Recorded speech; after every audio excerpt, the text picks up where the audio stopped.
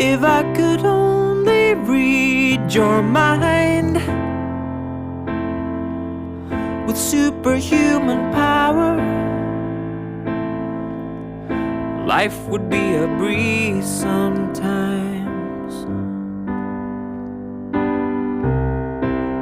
The good stuff's in between the lines, my thoughts and my feelings still tell 1,000 lies. But now you're taking away my sorrow, you're taking away my fear. We're not promised tomorrow, so let me hold you close, my dear. Nothing's gonna bring me down, no thinking about the past while we're building for tomorrow. Nothing's gonna bring me down.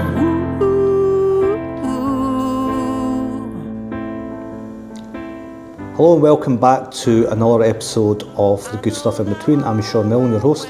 The podcast that tries to go behind the scenes of the music industry to get the stories and the experiences of those who've been in it, to try and help those who are just setting out on their own journey. This, remarkably, is episode 20. Today I'm delighted that we're taking a little bit of step back into the 90s, my kind of favourite period of music, because I'm joined by Colin Hardie, the former manager of Scots band Mogwai. Hello. Hello. We've known each other for quite some time, but in a very, very different capacity through essentially your job now, which is working on websites and all manner of things related to that. But you reached out recently after I'd posted something about a trip to Norway, saying what great memories you'd had there, and dropped in the fact, oh yeah, that's when I was managing the band Mogwai. Nice wee name drop. And that just led me down this rabbit hole of being really curious as to how that all happened, you know, what kind of experiences you had at the time, and really how things have changed, because they're obviously back on the road just now, a new album and everything, so it's very, very vogue. But you were working, well, way back in the early 90s as a quantity surveyor, having played in a few bands. I was never really working as a quantity surveyor. I was doing my degree and doing little bits of work experience. It was made bearable by playing in bands and going to gigs. What were you playing? I was singing and playing guitar. Was it all rock, was it, or something else? We were called Big Bird. I keep blabbing on about, oh, we played King Tut's 15 times, but it was back when you only got to play King Tut's if you were supporting bands. So, you know, we supported Deus, we supported, God, I can't remember who else, but anyway, we did loads of gigs there. We were kind of into Teenage Fan Club and all that, so it was that kind of vibe. Then we were getting more Pavement-y and then more Sonic Youth-y, all kind of predictable sort of stuff at the time. Finding yourself. Yeah, but and I was a singer and played guitar, quite basically. You must be more than competent to be able to land gigs though.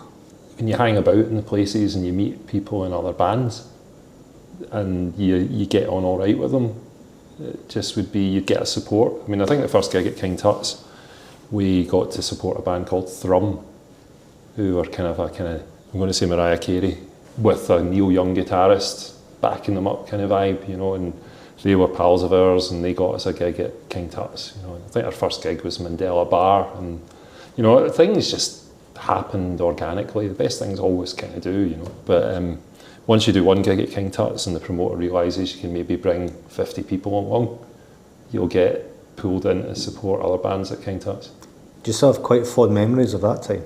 Oh yeah, totally. We used to rehearse every Friday night between 9 o'clock and midnight, because that was when the only time we could all really make it, and it was, you know, you're spending the rest of your week doing really boring quantity surveying rubbish, and that you'd buy the NME and Melody Maker and sit and pour over them, and then you'd go in and you'd have your 3 hours of trying to play songs that you'd written yourself.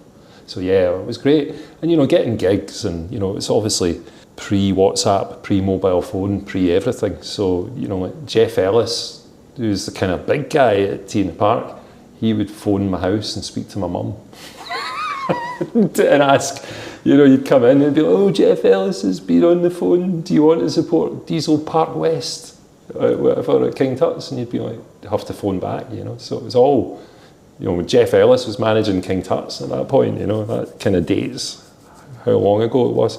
And how did you go from that into management? Is it something you'd rather have kept playing, or was it just a natural progression? I decided I was going to stay on and get my honours degree in quantity surveying just to shut my parents up, because I was still living at home. But during that time I'd started playing in Big Bird and going to lots of gigs and hanging out, meeting lots of people that were all good fun and having a really good time. And I lived in Bishopton, and 7 days a week you'd get a bus back at 12:30 at night or 3 in the morning, so you'd have to kind of make a call at the very last minute about whether you were staying out or rushing for the bus. But I just got to know people at 13th Note, and when I was in Glasgow Street, and you just become part of that community, and you're doing gigs and all that sort of stuff. And alongside that, because I'd finished my degree, I got my student loan in my bank account just straight after I'd finished my degree. That gave me some money to move out and get a flat with some pals. And back then it was quite easy to get housing benefit and go on the dole and still do something creative as well. So I was leaning on the system to help me do all that. But what I'd realised before the end of my degree was that I was quite into promoting gigs and doing press and PR for London-based record labels up in Glasgow, and trying to be a kind of like regional PR guy for record labels and stuff. And I did it for a few small labels, and I was sort of doing that kind of thing. And I started a management company called 8 Ball Entertainment, because Big Bird had stopped because Mark, the guitarist in the band, had been asked to join a band called AC Acoustics. And I think he had like 10 days notice to learn the songs and then be first on stage at the first tee in the park. So it was he got that opportunity, he left. And pretty much it was genuinely a sliding doors moment, because it was downstairs in the 13th Note. Mark had come back from the band meeting with AC Acoustics and said, sorry, I can't be in the band with you anymore, I've got this opportunity.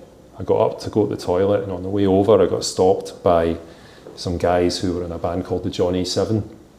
And the Johnny 7 were an easy listening band who, I'm not making this up, but an easy listening band who all wore big fake black Mexican moustaches, black polo necks and medallions and stuff, and they would play like they had a Bentley Rhythm Ace drum machine, and they would play easy listening versions of classic easy listening tunes like Up and Away and Girl from Ipanema, but they'd also take on stuff like All Right by Supergrass and Oasis songs and do all that. So I was walking past them, and I think I'd done a fanzine interview with them about a month or two before, and I'd kind of got the joke that they had pseudonyms and it was just a laugh, and they'd written up the fanzine thing pretty much as they'd said it, which had been really funny.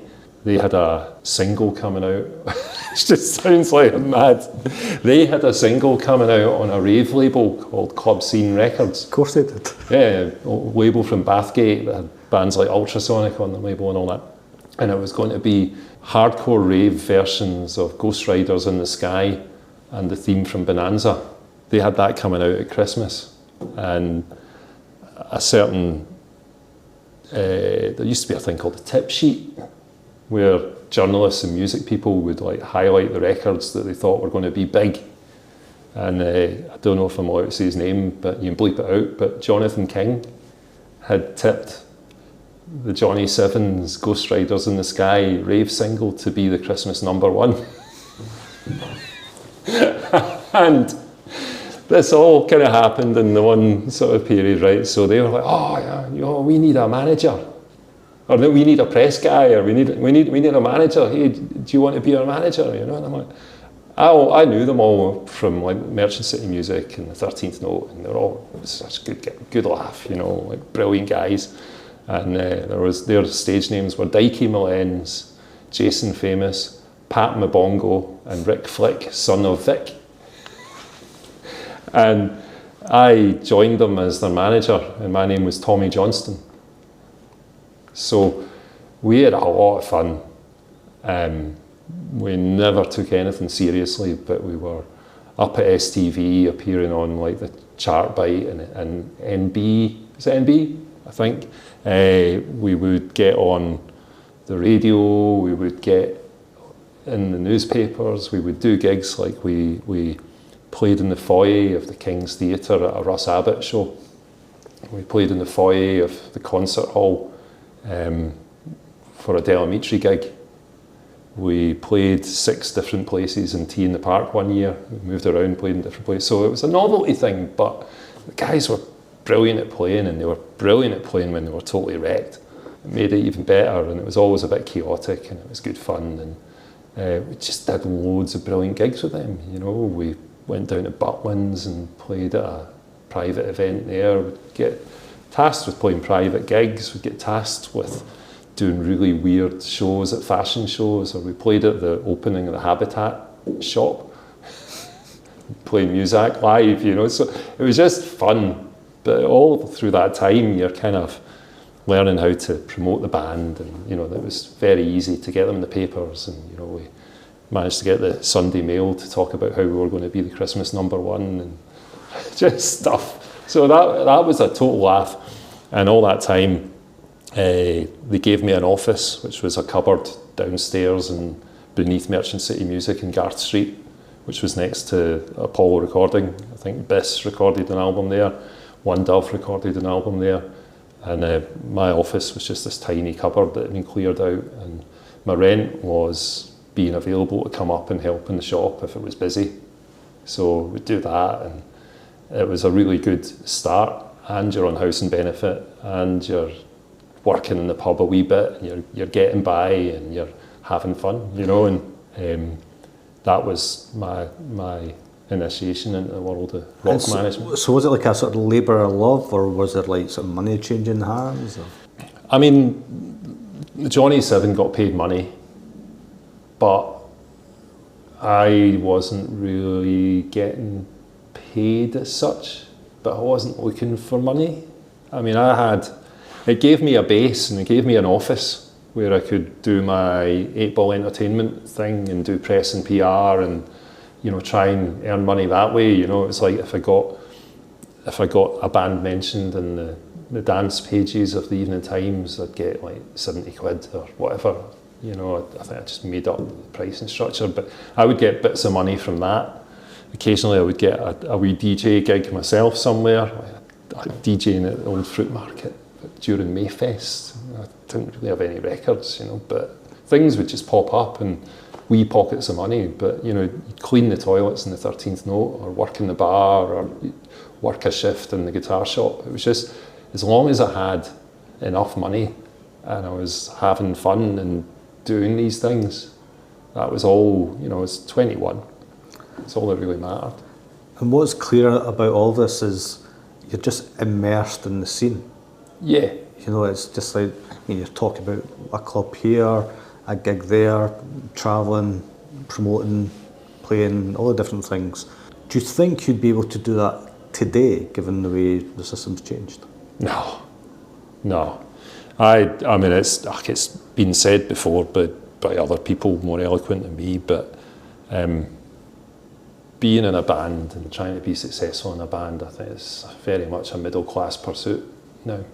It's easier if you've got family money, or a house already, a flat already paid for that you can live in. And I'm not saying that to be down on anyone who's lucky enough to benefit from all of that, but I knew loads of people, everyone in my group that I knew back in the early 90s, and my peer group and friends, they were all on the dole, and they were all getting housing, but they were all trying to make a band and be successful. Lots of them had record deals and were out touring.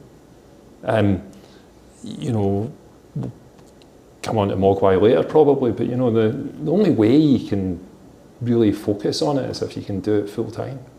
But now, you know, I think you need to be over 21 or something to get housing benefit, and the dole switched. I used to go down from a 6-week interview, and this was when I was doing my 8-ball entertainment, and I think I'd started managing Mogwai at this point.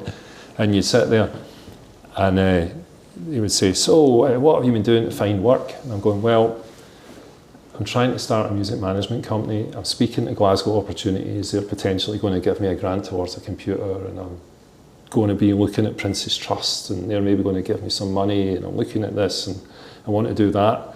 And I just want to make sure that, you know, when I come off the dole, you don't see me again in a few weeks' time.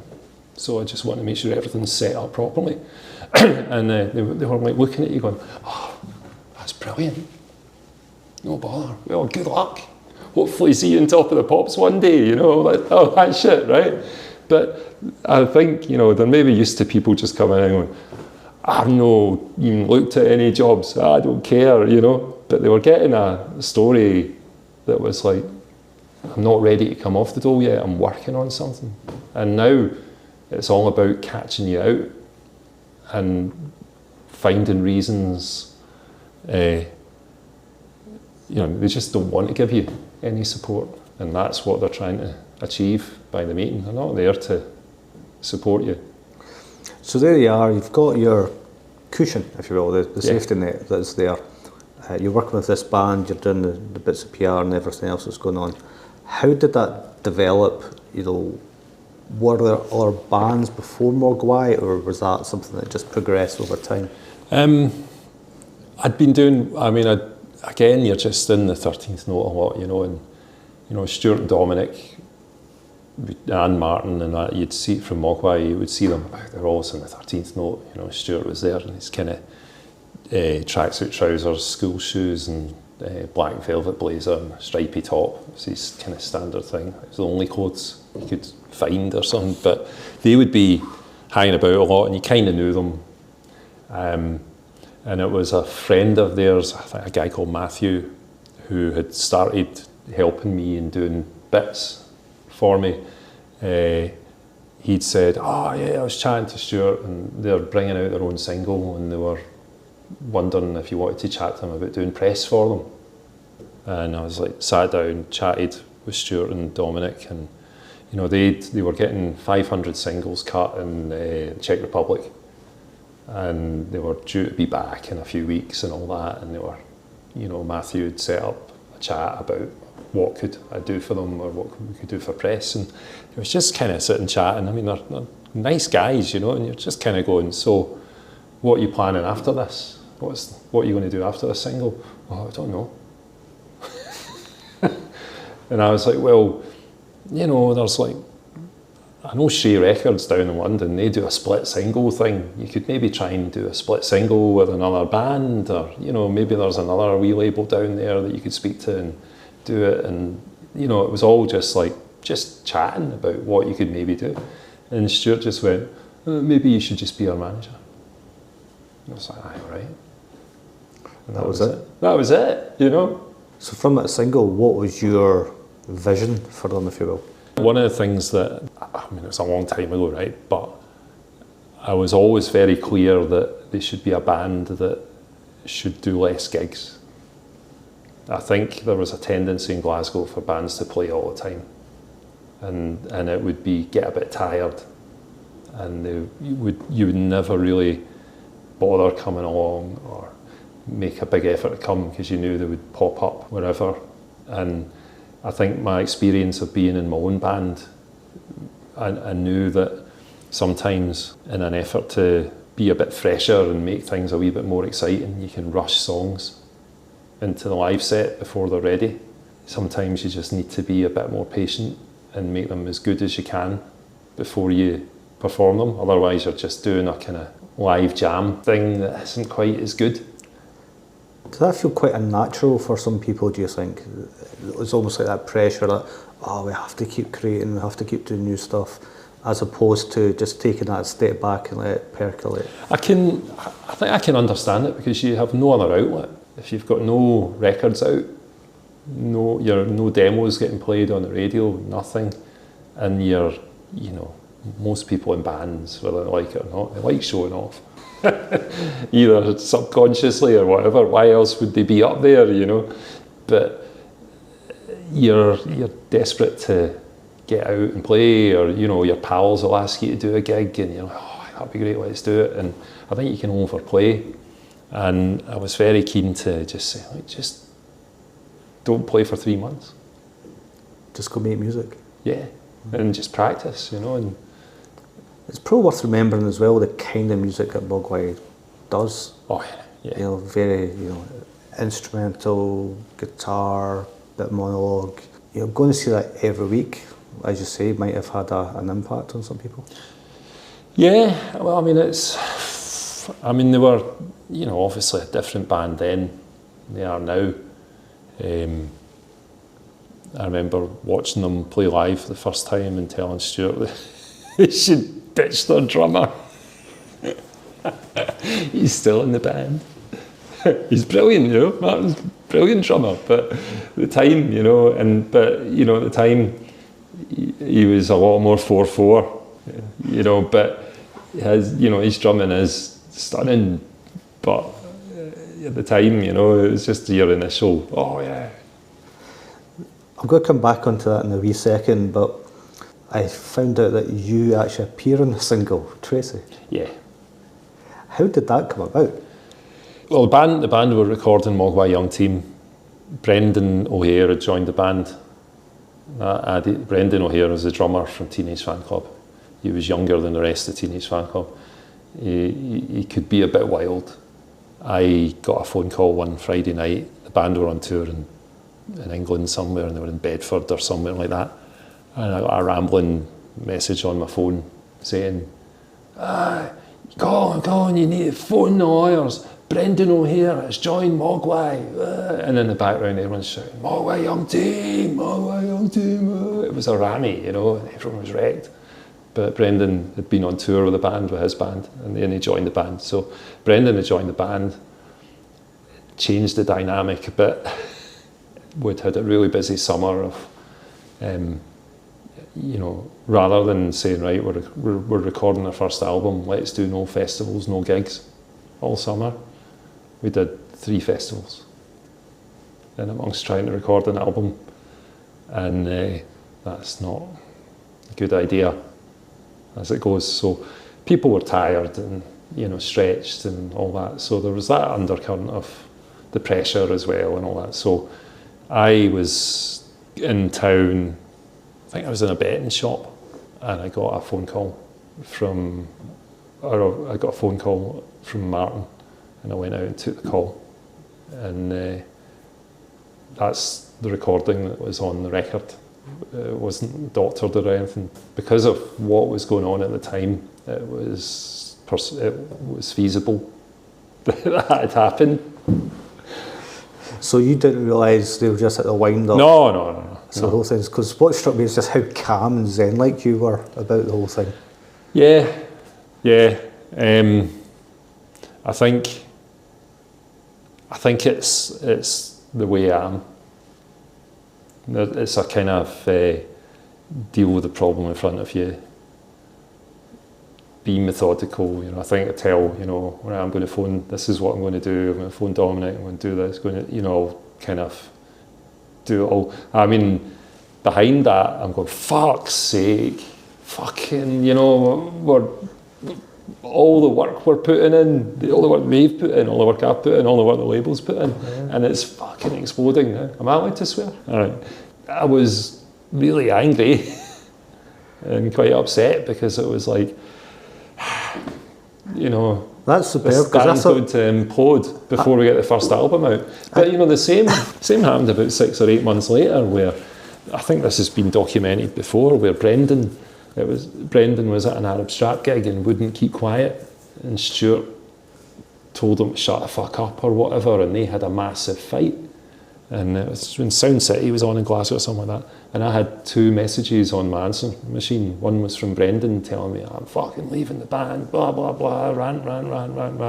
Another one was from Stuart telling me that Brendan's out the band, rant, blah blah blah, and that was another one where I was like, oh, so if Brendan leaves, is everyone going to be happy with that, or is it going to create a split, or what's going on here? And my girlfriend at the time, she was there, and I got those calls, and I was like distraught because we were even further down the path of getting a record out. The record was just about to come out, and you're like, fuck. So I was in bits a bit about that, because you're like, this is all gone to shit. How do you sort of handle those kind of those? I think you described the ones as egos and expectations. I don't know. I mean, I don't think. I know Mogwai aren't egotistical. So funny guys, you know, but they're not egotistical, you know. I mean, you've got the bit of narcissism being in a band and getting up and doing all that, right? You know, but it's because I'm not a creative person and I'm not in a band and I'm not doing that every night. I think it takes a special kind of person that gets off on that. Otherwise, why would you go on a tour bus for 3 weeks, hanging about with the same people you've hung about with for 25 years and do it? It must be the gig, you know, it must be the thing that you get from that, you know. How does that manager-artist relationship begin? You know, because obviously you had the conversation, but then even though you knew each other, you still need to find each other out a little bit and figure out how you're going to coexist with your shared but different visions. I don't think it's that. Certainly, in my Just make experience, up as you go along, essentially. Well, I remember the first gig we did, where under the Colin Hardie era or whatever, right, was up at the Railway Club in Inverness. We were supporting my pal's band, Motor Life Co.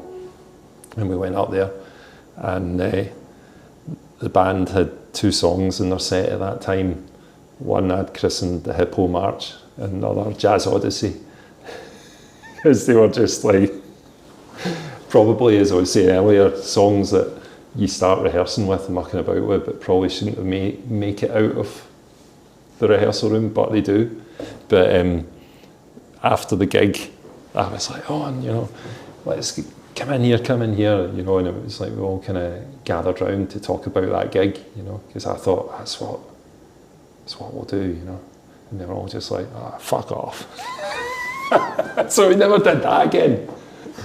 But, you know, travelled back down that night. But I think it's a personality thing. You all get on.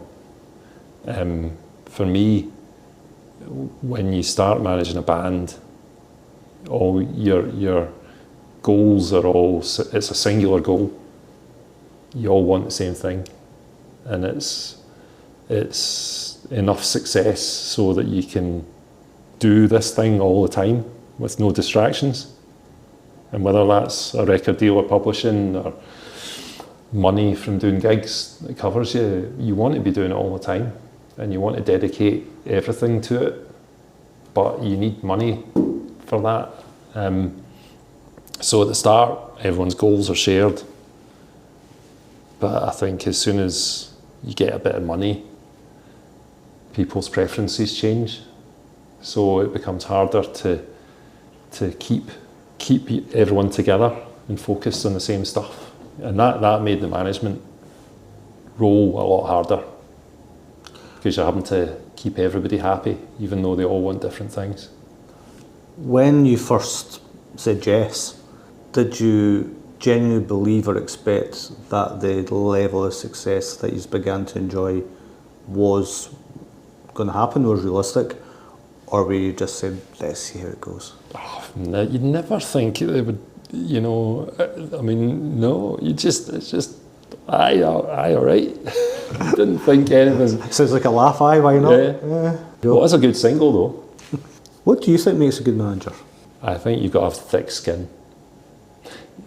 Certainly later on in your relationship with a band, probably being able to set boundaries is something that, you know, I didn't really do. My skin wasn't thick enough, didn't set enough boundaries. Got to be a bit patient and try not, I don't know, it's very difficult to manage a band, you know. I mean, I think on the first Mogwai Young Team record, you know, it lists the band members all with their pseudonyms and all that, and then I'm listed as well. It's Tommy Johnston, right? But there was that whole thing where at the start you're you're like the non-playing member, but that it's very hard to keep that position, you know. We got talking about this obviously when I'd posted a video from Bergen. Yeah. Am I right in saying you and the band toured there even before the deal was in place? Yeah. That was just a gig. We did a gig upstairs at the garage. It's about 150 people it holds or something like that, and I was doing the merch, and a girl came up, Norwegian girl, her name was Siv Johansen. She came up and she was like, we've got a students' union in Bergen, do you want to come over and play? And like, you're kind of thinking, that's lovely idea that she's suggesting that, but how do you do that? You know, it's kind of, because occasionally you would get people going, oh, come and do a gig there, and they don't know that it costs money to put a gig on, get bands over, do all that sort of stuff. But we're like, oh yeah, that'd be brilliant, you know, give us your details, you know. So I got the details. They got in touch and they organised 4 gigs. So it was Stavanger, Oslo, a place called Bø, a big kind of student-y town, and Bergen. And they paid for everything. We got the ferry over. It was Dikey Mullens, the bass player from the Johnny 7, drove us down in a transit van and insisted we visited Hadrian's Wall to piss on it on the way down. And then he was late picking us up when we got back off the ferry because he decided to go and look at Newcastle Stadium on the way. So anyway, that's insane. But we went to Norway. We got collected off the ferry terminal at Stavanger, and we didn't. And we got treated like a proper band the whole way. We were, you know, I mean, the gig upstairs at the garage in London, you don't even get any booze or water or anything, nothing, and you get like 50 quid. We weren't bothered about getting paid going to Norway because all the expense was covered and we got a wee bit of money, but it was just like, we'll put you up in hotels, we'll take care of it all the way. So we got met at Stavanger ferry port. The promoter took us to the venue. He's like, oh, sorry, there's a big NATO conference on in town tonight. I couldn't get hotels. Would you mind sleeping in the par? Aye, brilliant, you know. And we just got treated so well. And the music went down really well because it's instrumental and all that. But, you know, it was just an amazing week. And you'll know how beautiful Norway is. So we're up driving. I think there's a record, No Education Equals No Future, Fuck the Curfew, kind of EP that came out in Chemical Underground. It's a really snowy scene. That's heading up to the Telemark region in Norway, obviously. So, you know, and we took the photos on that record, they're all from there. And we just got treated so well. And then the last gig was at the Hulen in Bergen, and the people were just lovely.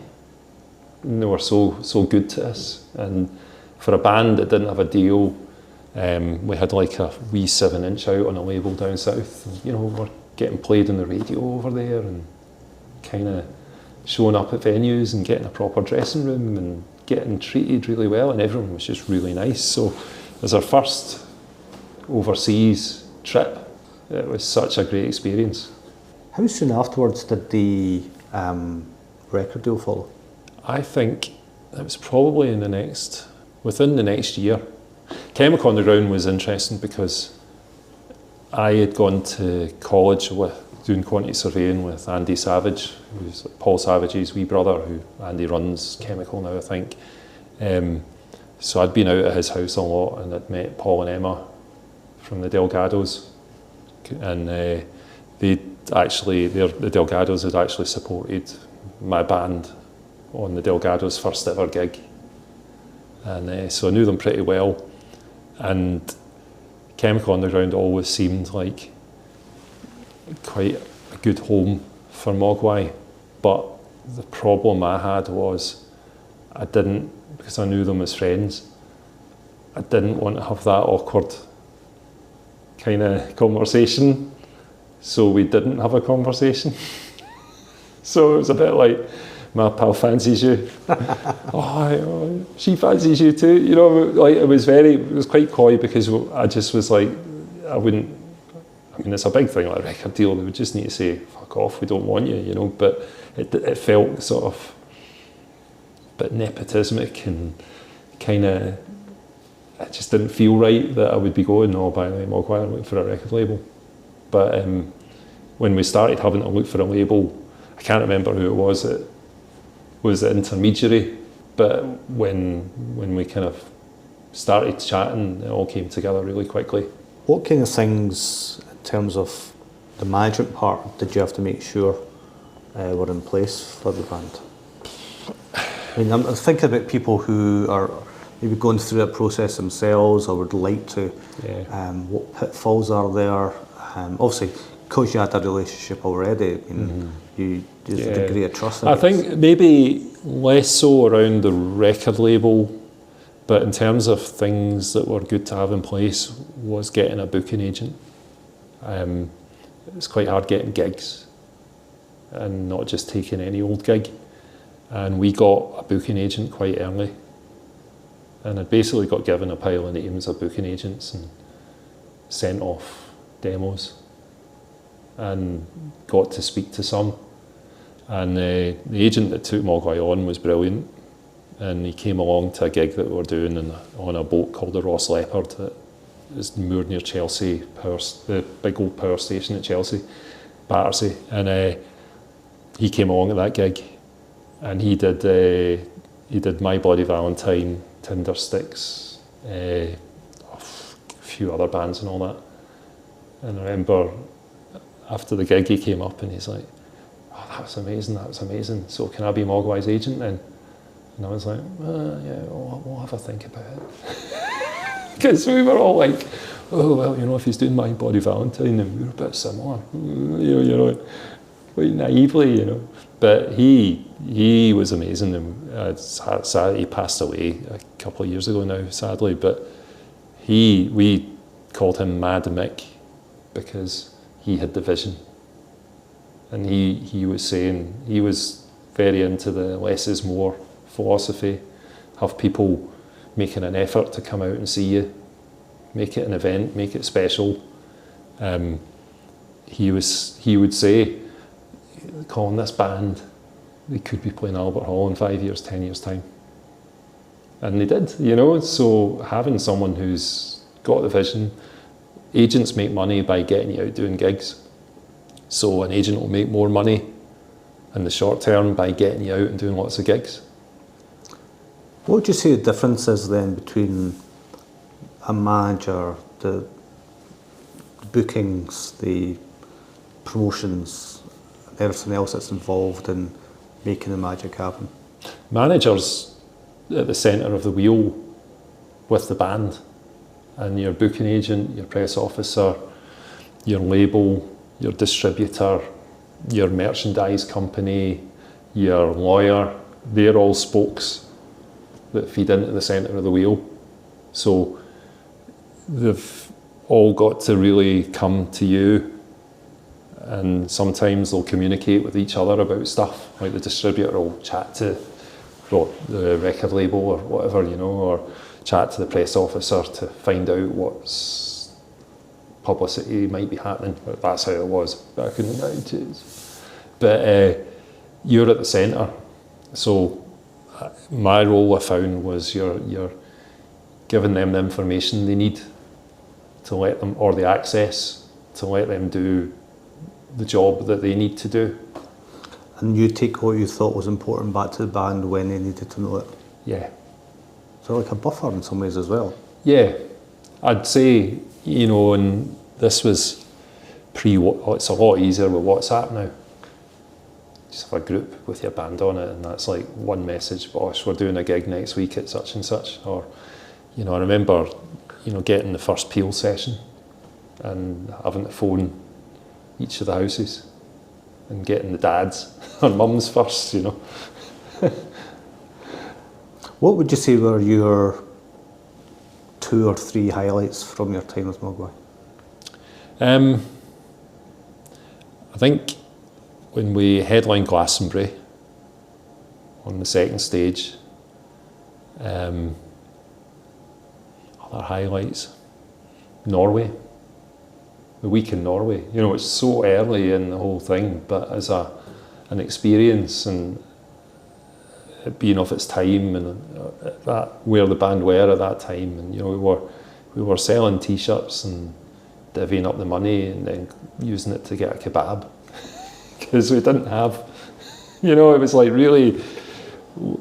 So Glastonbury, Norway, it's pretty. I think it's pretty proud of the deal we got. We got a big deal that I was quite involved in as the manager. It's not all about the money, but at that point it was massive.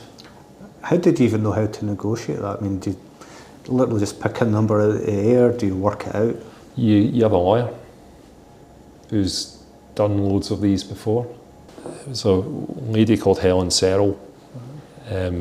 She was great, and again, you just get a few numbers, you contact people, you go down and meet them. I remember going down to meet her. I spoke to her on the phone and she said, I represent some pretty big bands and artists, but I understand as a small artist you don't have lots of money, so I try to be flexible and I'll try and help you grow. And I arranged to go down and see her, and I went up into the meeting room and there was gold discs from like Jamiroquai and Portishead and All Saints and Tricky and just all over the place, and you're like, she's got some, and and then she's chatting about Mogwai, but they're just experienced at that, and there's maybe a shyness if a band asks what they want. There's a shyness around that because they might not feel they're worth it, or they want the bare minimum. But if you've got a professional negotiator who's done it all before, they'll know how to navigate that. And then from there, you guys just need to chat and say, are we happy with this? Yeah, I think it could either be Play It Again, Sam Rock Action, or it could have been Warp Records, or it could have been Chemical Underground. And they all had their merits and stuff, and I think it's still a kind of people business, so you get to know the people behind those labels, and it can make it quite hard to separate the personal relationships from the kind of how much money are we worth and can they pay that. But I don't know how deals work now. It's just. At what point do you think an artist or a band should know if they're ready for a manager or a team? Because you almost allude to it there, saying people just maybe have that kind of imposter syndrome. They don't know if they're worthy. Are they ready? You've got to be good. And I think if you're good and you've found a way of, whether it's using TikTok or Instagram or whatever, if you've found a way of connecting to your audience. I was at a gig the other night. It's my daughter's 14 and she's into some really, really cool, interesting music. And it was a guy called Jiraiya, who is from Harlem. He's kind of, how would I describe his music? It's like really fast, technical, guitar-y stuff. He sings in a kind of falsetto, operatic type way. He's got a mad backing band of a sleazy guy in saxophone, another on trumpet, mad-looking guitarist, a whole lot, all over playing. Annabelle was at a gig, and I was chatting to a slightly older couple who were standing at the back that I mistakenly thought were maybe parents as well. And she'd found this artist on Instagram and she didn't look like any of the other punters there or anyone that would be the least bit into what the gig was, but she just picked up on Instagram and was like, oh, I like that, I'm going to go and watch Jiraiya on a Monday night at the G2 in Glasgow, you know. So I think if you've got something good, you're obviously creative. So you have to work out how you can use that creativity with the marketing tools that are free, and then you'll get attention, I would think. Would you consider it easier or harder now when you compare, those days in the 90s to what you see now, and the pressure on artists to utilise all these tools, the label saying you have to do this, you have to do that, and the opportunities that you created when you made websites, you sold merch, you sold music, you built it from the ground up with your skills, which is obviously now something you can probably employ in your day-to-day. Can it be easier and harder? Because back in the day, if you wanted, you had the NME and you had the Melody Maker, you had John Peel, maybe the evening session, maybe Beat Patrol on a Sunday afternoon on Radio Scotland. So you had limited channels for letting people know about you, and the way you did that was record a demo, which took time. You could bring your own single out, which took time and money, and all these things were like, but not everybody was doing that, so it was easier to stand out, and it meant you were serious about what you were doing and that you'd really committed time to it. Now it's very easy to make music, it's very cheap to make music, that it means alongside loads of good stuff that's getting made by really creative people, there's loads of shite as well. As an experiment, I did a thing on GarageBand a couple of years ago, and within an hour and a half I had it on Spotify and Apple Music, and it's not even a tune, it's just a piece of nonsense. What one channel would you use if you're promoting a band now? I don't know. I don't know, I really... The knee-jerk, my initial reaction would say TikTok, but it depends on the type of music, I think, and who your audience is. But then, do you really know who your audience is? I was flicking through Facebook at some old posts, and one that stuck out for me was from April 2001, Rothsay Pavilion. Yeah. You know what I'm going to say, don't you, about the sign which said, "Please note, slightly earlier show," which sounds kind of just lovely and perhaps off its time. From those kind of matinee shows to the kind of rock and roll hubris of being on the road and all these big gigs, you mentioned Glastonbury there. Yeah. What do you think you as an individual learned the most? You'll be able to edit this bit out by the time I think about it. What did I learn most?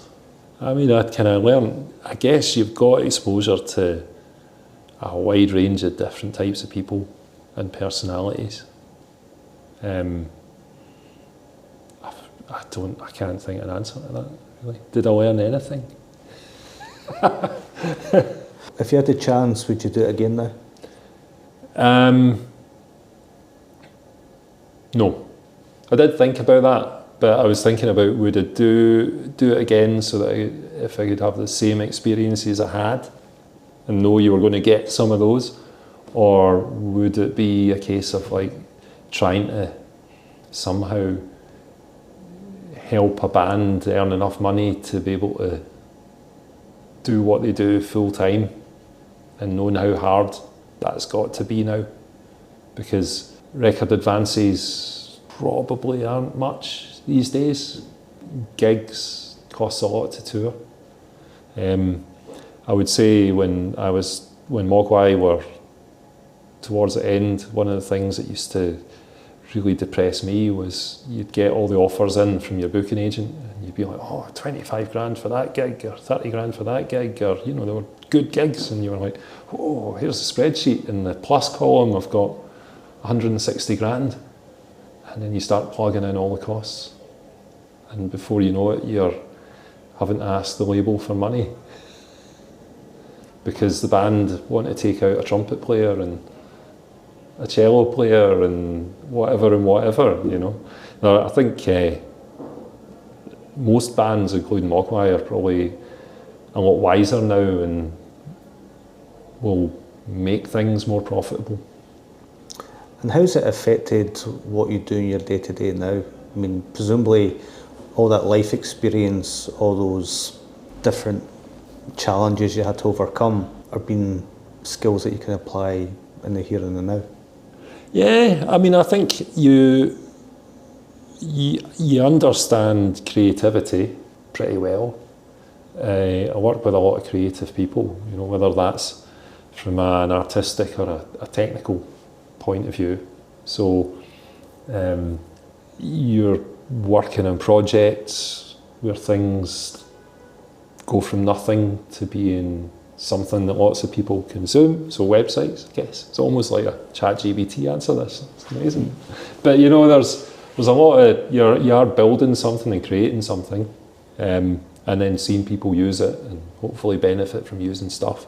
If you could sum up your career to date from band to where you are, what tune would it be? What tune?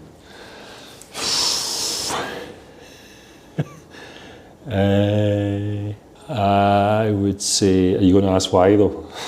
I would say I love Pavement, and I think I've always been quite relaxed about stuff, so I would probably go for something like Range Life by Pavement. I've got a few quick fire questions before I let you go.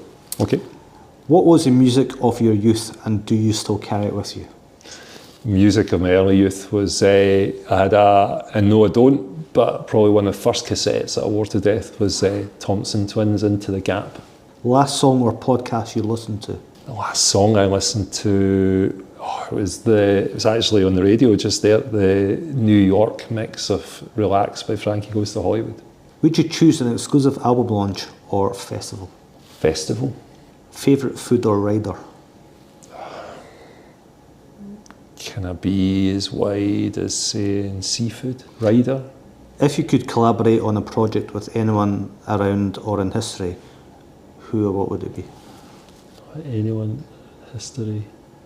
Ask me that one at the end. Restaurant, cinema or lazy Sunday brunch? Restaurant. Digital addict or can you switch off? I can switch off. Favourite live venue? Barrowlands. What does life look like after music? I think, there's not really an after music. It's just the part that it plays in your life that changes. One artist everyone should be listening to right now? I'd probably go for Squid. And from then to now, what were the good stuff in between? From then till now, the good stuff in between. Having a family. And one last chance at the collaboration. Let's go for Malcolm McLaren. Colin Hardie, thank you so much for your time today. Thank you. This was a Good Stuff in Between podcast brought to you in association with Skoog Media Associates. It was written, edited and produced by myself, Shaun Milne. The show's theme music, It's Nothing That's Going to Bring Me Down, and appears courtesy of singer-songwriter Willie Campbell. Find out more of his music at williecampbell.co.uk. And if you've got any music news or a story you think should feature on the show, drop me a line at goodstuffstudio@pm.me or find us on Instagram, Facebook and LinkedIn. In the meantime, thanks for listening. Watch out for a new episode soon, wherever you get your podcasts.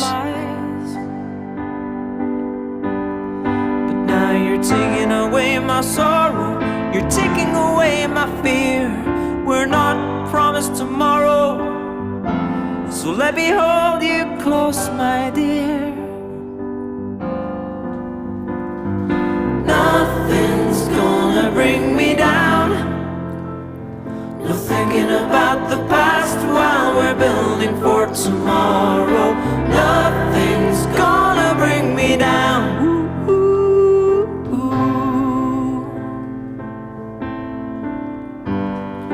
Nothing's gonna bring me down. No thinking about the past.